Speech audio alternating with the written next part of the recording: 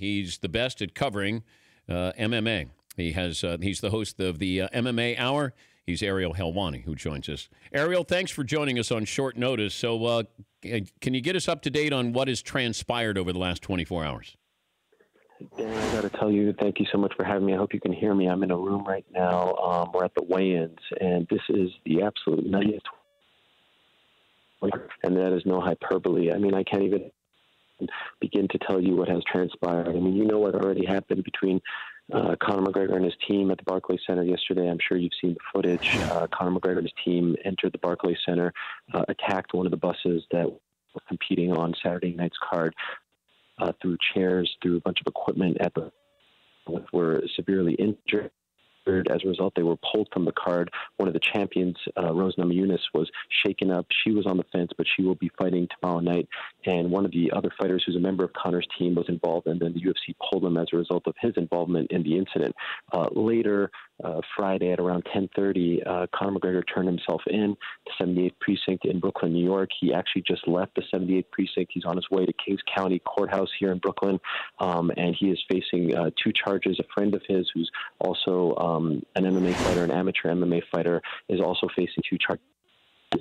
But in the midst of all this, Dan, about the weigh-ins for UFC 223, and there's a massively important lightweight title fight that was kind of supposed to set up Conor's next fight, taking place on Saturday at Barclays, but the whole thing has blown up. I don't know if you want me to get into those details as well, but this is without a doubt the craziest 24 hours in the history of this sport. Was any of that scripted, set up yesterday, staged? No, absolutely not. Okay. Well, if you're asking me, did Conor plan on going there and retaliate, as I was told, because his teammate Artem Lobov had an issue with a fighter named Khabib Nurmagomedov, who is from Dagestan. On Tuesday, Conor saw this footage. They had a run-in, and he then flew from Dublin to come confront Khabib. And so if you're asking me, yes, did he plan on going there? Yes. If you're asking me if this is some kind of WWE scripted thing by the UFC, absolutely not. That is 100% fact. No one wanted it to get to this point. No one wanted to see Conor McGregor in handcuffs, including Conor McGregor himself. So this was not scripted as far as a storyline is concerned. Did Dana White like what happened yesterday? You know, I got to say, I've been a critic of Dana White's over the past year and a half or so. I feel like he has lost some of his fire. I feel like, you know, after selling the company, he just wasn't the same guy. He just didn't really have the same passion that he was known for. I think he has handled this very well over the last 24 hours. I think he was kind of left with no option but to pull Lobov from the card.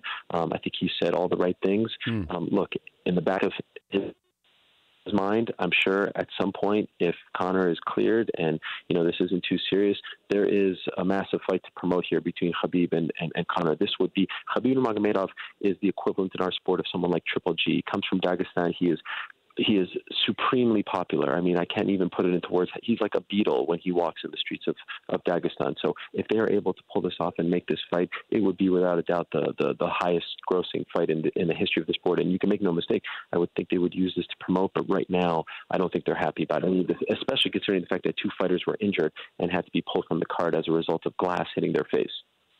Ariel, thanks for joining us. Have a good weekend.